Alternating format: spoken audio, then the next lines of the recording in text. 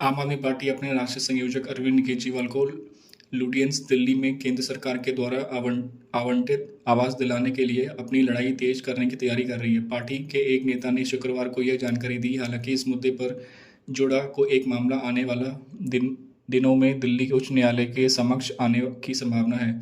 Party नेता ने कहा कि 4 अक्टूबर 2024 को मुख्यमंत्री पद से हटाने के बाद 6 फ्लैट स्टाफ रोड स्थित अपने सरकारी आवास खाली करने के बाद से केजरीवाल मंडी हाउस के पास पार्टी के एक अन्य सांसद के सरकारी आवास में रह रहे हैं।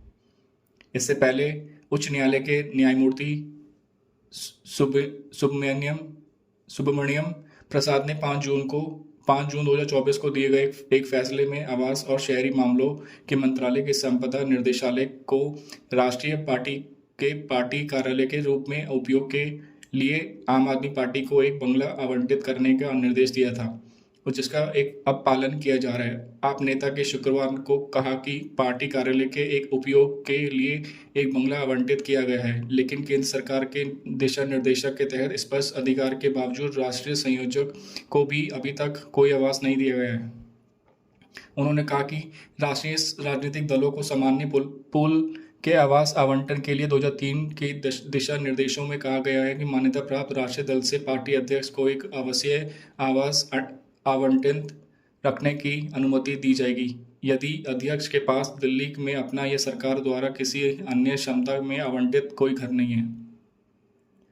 राष्ट्रीय दलों के कार्यालय में संबंध में दिशा निर्देशों में कहा गया कि राष्ट्रीय राजनीतिक दल जिन्हें भारत में के चुनाव आयोग द्वारा इस रूप में मान्यता दी गई है, उन्हें लाइसेंस शुल्क का भुगतान करके अपना कार्यालय उपयोग के लिए दिल्ली में सामान्य पूल से एक आवास इकाई का आवंटन बनाए रखे सुरक्षित करने की अनुमति दी जाएगी।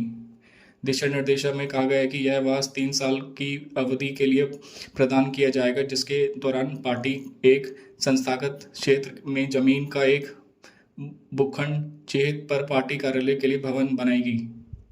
आप नेता का कहना है कि चूंकि अरविंद केजरीवाल के पास दिल्ली का अपना कोई आवास नहीं है, इसलिए यह सहूलियत मिलनी चाहिए। उनका कहना है कि कोई सुविधा नहीं है, बल्कि एक साधन है।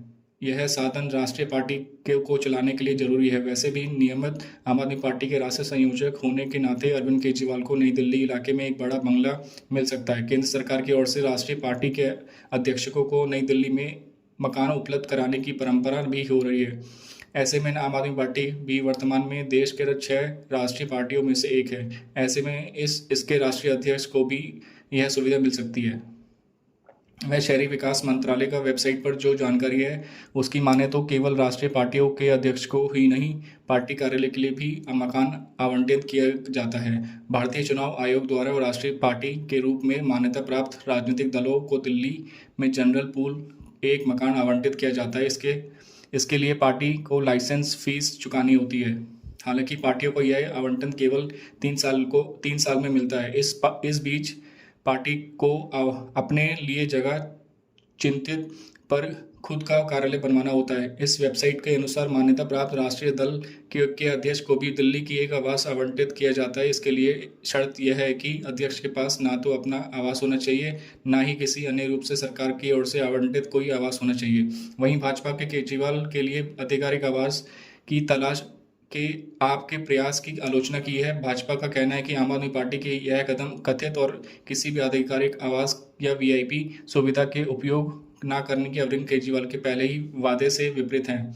केजरीवाल के लिए आधिकारिक आवास की तलाश के आपके नए प्रयासों की प्रतिक्रिया व्यक्त करते हुए एक भाजपा नेता ने कहा कि आप अपने पार्टी अध्यक्ष के लिए आवासीय चाहते हैं, यह वादा करने के बाद कि वह कोई सरकारी सुविधा नहीं लेंगे। अरविंद केजरीवाल की विश्वसनीयता राजनीति में इसी से स्पष्ट हो जाती है। विधानसभा चुनाव से पहले दिल्ली भाजपा अध्यक्ष वीरेंद्र सचदेवा ने भी केजरीवाल पर हमला करते हुए केजरीवाल ने कहा था कि मैं अपने बच्चों की कसम खाता हूं कि मैं कोई सरकारी कार, बंगला या सुरक्षा नहीं लूंगा।